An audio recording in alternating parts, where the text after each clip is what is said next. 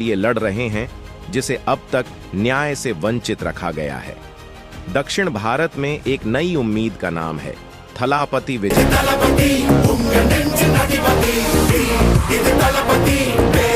एक अभिनेता, एक सुपरस्टार जिसने अपने अभिनय से करोड़ों लोगों के दिलों में जगह बनाई है। लेकिन दोस्तों, विजय सिर्फ एक अभिनेता नहीं है, बल्कि अब वह एक नेता बन चुके हैं जो समाज के दबे कुचले लोगों की आवाज बनना चाहते हैं। उनका हाल ही में किया गया सम्मेलन, जिसमें 10 लाख से भी ज्यादा लोग शामिल हुए थे, यह साबित करता है कि अब दक्षिण भारत में बदलाव की हवा बहने लगी है। विजय का ये कदम उन नेताओं के लिए एक चेतावनी है जो आज तक जातिवाद और भ्रष्टाचार की राजनीति करते आ रहे हैं, जिनमें AIADMK, DMK और BJP जैसी पार्टियों का नाम सबसे ऊपर आता है। और दोस्तों, अगर हम उत्तर भारत की बात करें तो यहाँ एक नया सूरज उगा है। ये सूरज है चंद्रशेखर रावण, एक ऐसा योद्धा जिसने संघर्ष की आग में तपकर अपनी पहचान बनाई है। नगीना से चुनाव जीतकर चंद्रशेखर रावण ने यह साबित कर दिया है कि दलित समाज अब चुप नहीं बैठेगा। वह अब संसद में पहुंचे हैं, जहां वह दलितों, पिछड़ों और आदिवासियों की आवाज बनकर खड़े हुए हैं। लेकिन क्या यह सफर इतना आसान था? सोचिए, जिन सांसदों में बड़े बड़े नेताओं की आवाज गूंजती थी, वहां अब एक अकेला दलित नेता उठकर सीधे सीधे सवाल कर रहा है। क्या आप महसूस कर सकते हैं उस बदलाव की ताकत? 2 सवाल जो आपको झकझोर देंगे। दोस्तों, सोचिए, क्या आज तक कोई ऐसा नेता था जिसने सीधे सीधे जातिवाद और भ्रष्टाचार के खिलाफ ऐसी खुली चुनौती दी हो? और क्या आपने कभी ऐसा देखा है कि किसी अभिनेता ने अपनी सुपरस्टारडम छोड़कर समाज के गरीब और दबे कुचले लोगों की आवाज बनने का फैसला किया हो? यह वक्त है बदलाव का। यह वक्त है उन नेताओं को समर्थन देने का जो सचमुच हमारे लिए लड़ रहे हैं। यह लड़ाई आपकी है, मेरी है और पूरे बहुजन समाज की है। तो दोस्तों, इस वीडियो को आखिर तक देखें, क्योंकि यहां हम आपको दिखाएंगे कि कैसे थलापति विजय और चंद्रशेखर रावण मिलकर एक नई इबारत लिखने जा रहे हैं। यह सिर्फ राजनीति नहीं, यह एक क्रांति है और इस क्रांति में आपकी भागीदारी बेहद जरूरी है। तो तैयार हो जाइए, क्योंकि अब आने वाला है असली बदलाव। क्या आप कभी सोचते हैं कि हमारे समाज का यह संघर्ष कब खत्म होगा? क्या आप महसूस करते हैं कि जातिगत भेदभाव और सामाजिक अन्याय की जंजीरों ने हमारे समाज को अब तक जकड़ रखा है? उत्तर भारत से लेकर दक्षिण भारत तक दलित, पिछड़ी जातियों और वंचित समाज की आवाज को दबाने की कोशिशें आज भी जारी हैं। हम देखते हैं कि किस तरह से भ्रष्ट नेताओं ने हमारी शक्ति को, हमारी एकता को केवल एक वोट बैंक में बदल दिया है। उन्होंने हमें बांटा, हमारे बीच दीवारें खड़ी की ताकि वह सत्ता का खेल खेल सकें और हम हमेशा उन्हीं के अधीन रहें। लेकिन दोस्तों, अब समय बदल रहा है। अब यह जातिगत भेदभाव और भ्रष्टाचार का खेल खत्म होने वाला है। अब दलित, पिछड़ी जातियों और वंचित समाज के लिए लड़ाई लड़ने के लिए 2 महानायक मैदान में उतर चुके हैं।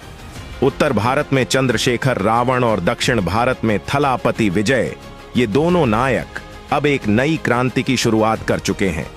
यह क्रांति केवल सत्ता के लिए नहीं है, यह क्रांति हमारे समाज के हर उस व्यक्ति के लिए है जिसे अब तक दबाया गया है, शोषित किया गया है और हाशिए पर रखा गया है।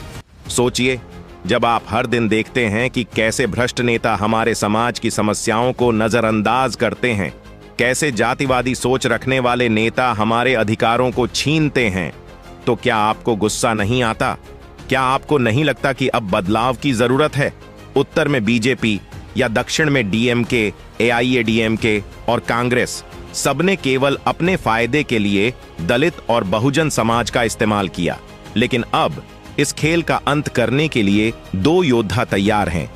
इस वीडियो में हम आपको बताएंगे कि कैसे चंद्रशेखर रावण और थलापति विजय ने एक नई दिशा की शुरुआत की है, जो हर वंचित, दलित और पिछड़ी जाति के व्यक्ति के लिए एक उम्मीद की किरण है।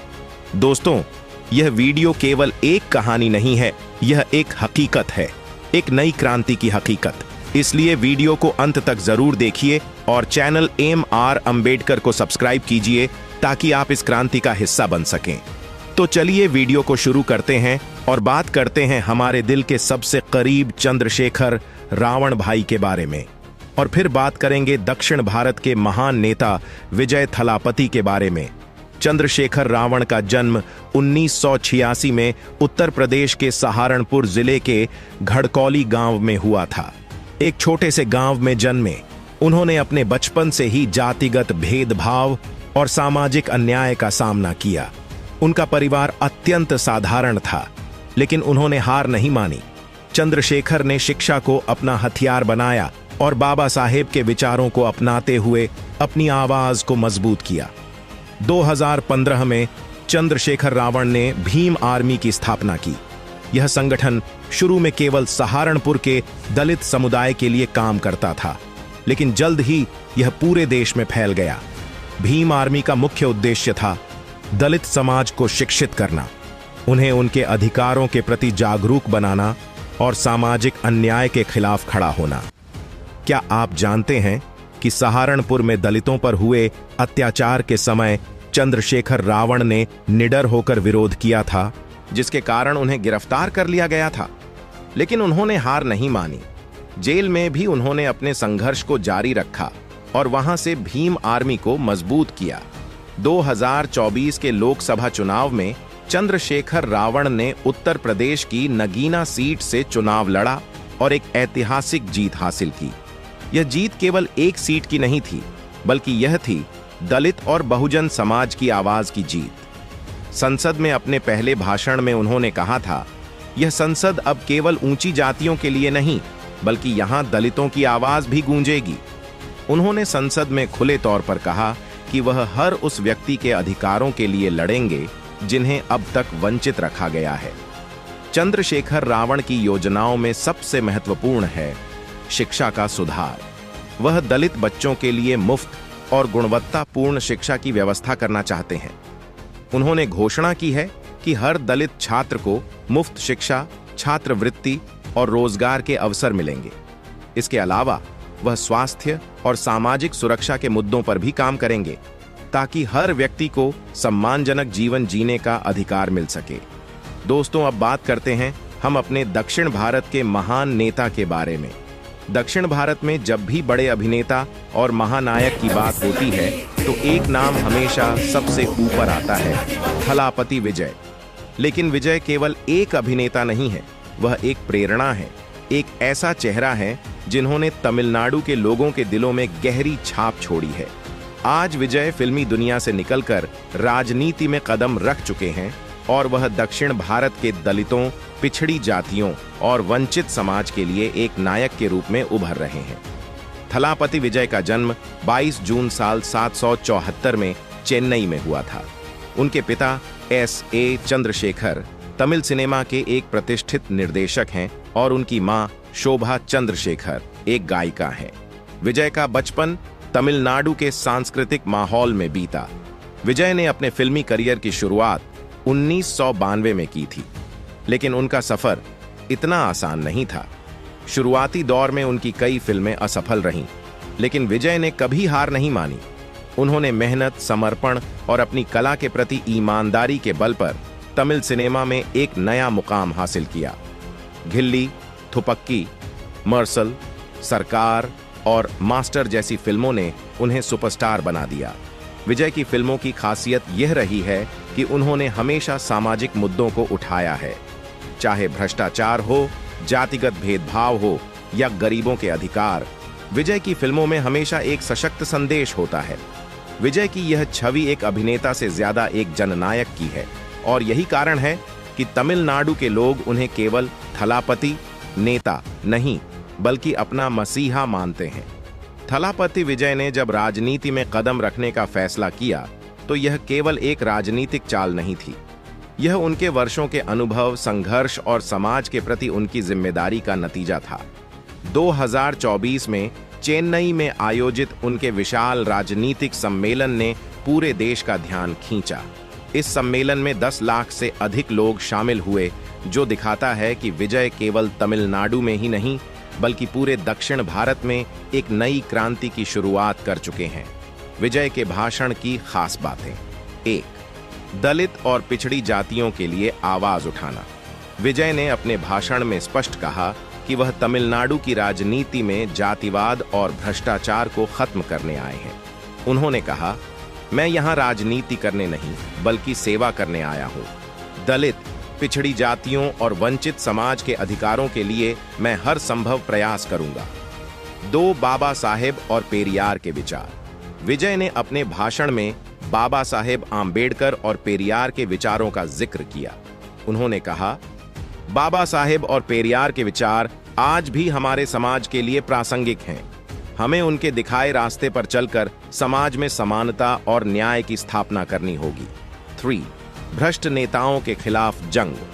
विजय ने अपने भाषण में डीएमके, एआईएडीएमके और बीजेपी जैसी पार्टियों के भ्रष्टाचार और जातिवाद की नीतियों पर कड़ा प्रहार किया। उन्होंने कहा, अब समय आ गया है कि हम अपने नेताओं को उनकी जाति या पार्टी से नहीं बल्कि उनके काम से परखें। विजय ने भ्रष्टाचार के खिलाफ कड़ा रुख अपनाते हुए कहा कि वह तमिलनाडु में पारदर्शिता और ईमानदारी की राजनीति लाना चाहते हैं। भविष्य की योजनाएं। विजय का विजन 1. शिक्षा और स्वास्थ्य सुधार। विजय का सबसे बड़ा सपना है तमिलनाडु में शिक्षा और स्वास्थ्य सेवाओं में सुधार। उन्होंने कहा है कि वह एक ऐसी व्यवस्था बनाना चाहते हैं जहां हर बच्चे को मुफ्त और गुणवत्तापूर्ण शिक्षा मिले। उन्होंने दलित और पिछड़ी जातियों के छात्रों के लिए मुफ्त छात्रवृत्ति और रोजगार के अवसर बढ़ाने का वादा किया है। 2. सामाजिक न्याय और समानता। विजय का दूसरा महत्वपूर्ण लक्ष्य है सामाजिक न्याय और समानता की स्थापना। वह एक ऐसी सरकार बनाना चाहते हैं जो जातिगत भेदभाव से मुक्त हो और हर व्यक्ति को समान अधिकार दे। विजय ने घोषणा की है कि वह तमिलनाडु में एक ऐसी नीति बनाएंगे जो हर नागरिक को समान अवसर प्रदान करे, चाहे वह किसी भी जाति, धर्म या समुदाय से हो। 3. पर्यावरण और विकास। विजय ने पर्यावरण संरक्षण को भी अपनी प्राथमिकता में रखा है। उन्होंने कहा है कि वह पर्यावरण के अनुकूल विकास की दिशा में काम करेंगे और तमिलनाडु को एक हरा भरा राज्य बनाएंगे।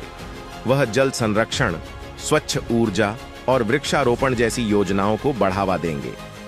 थलापति विजय ने जब राजनीति में कदम रखा तो तमिलनाडु की जनता ने उन्हें भरपूर समर्थन दिया। उनके समर्थकों का मानना है कि विजय ही वह नेता हैं जो तमिलनाडु में जातिवाद और भ्रष्टाचार को खत्म कर सकते हैं। विजय ने अपनी अपील में कहा, मैं अकेला कुछ नहीं कर सकता, मुझे आप सबका साथ चाहिए। हम मिलकर ही एक नया तमिलनाडु बना सकते हैं जहां हर व्यक्ति को समान अधिकार हो।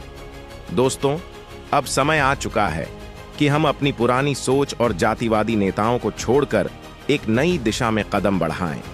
उत्तर में चंद्रशेखर रावण और दक्षिण में थलापति विजय, यह दोनों नायक मिलकर एक ऐसी क्रांति की शुरुआत कर चुके हैं जो देश के हर वंचित, दलित और पिछड़ी जाति के व्यक्ति के लिए एक नया सवेरा लेकर आएगी।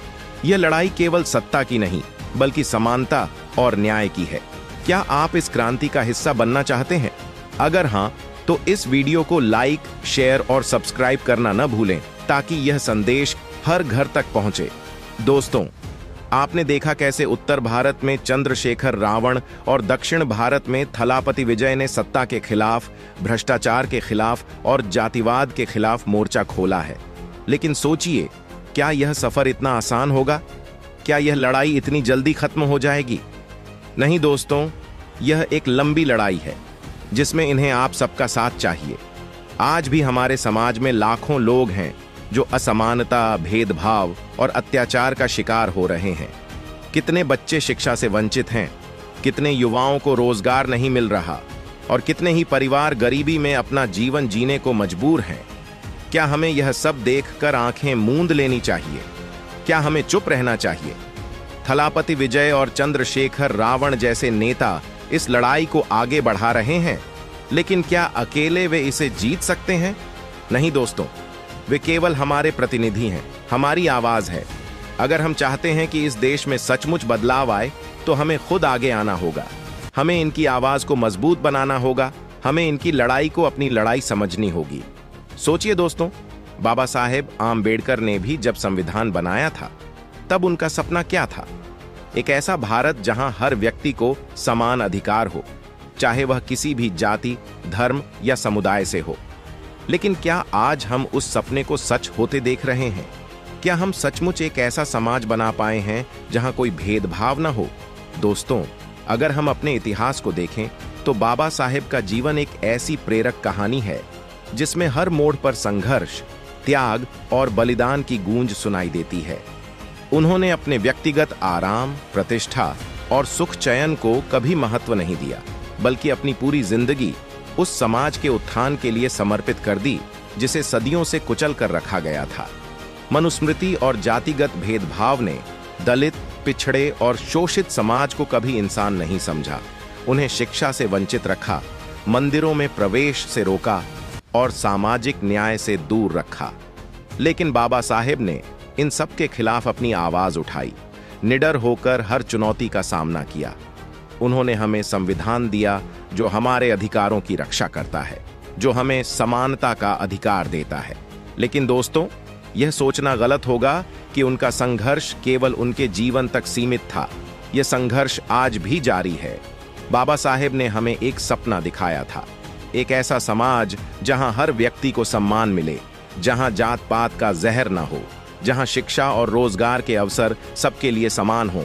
लेकिन आज भी इस समाज को उस सपने तक पहुंचने के लिए लंबा सफर तय करना है।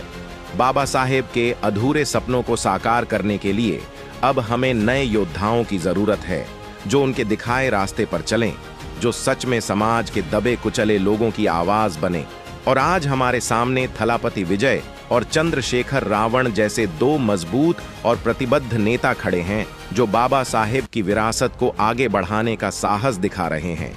थलापति विजय, जिन्होंने दक्षिण भारत में सुपरस्टारडम की चकाचौंध को छोड़कर समाज के गरीब, दलित और शोषित वर्गों की आवाज बनने का फैसला किया है।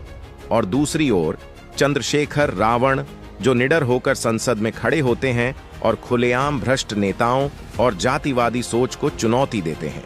यह दोनों नेता उसी संघर्ष को आगे बढ़ा रहे हैं जो बाबा साहेब ने शुरू किया था। तो दोस्तों, सवाल यह है, क्या हम चुपचाप बैठकर देखें या फिर इन योद्धाओं के साथ खड़े होकर इस आंदोलन का हिस्सा बने?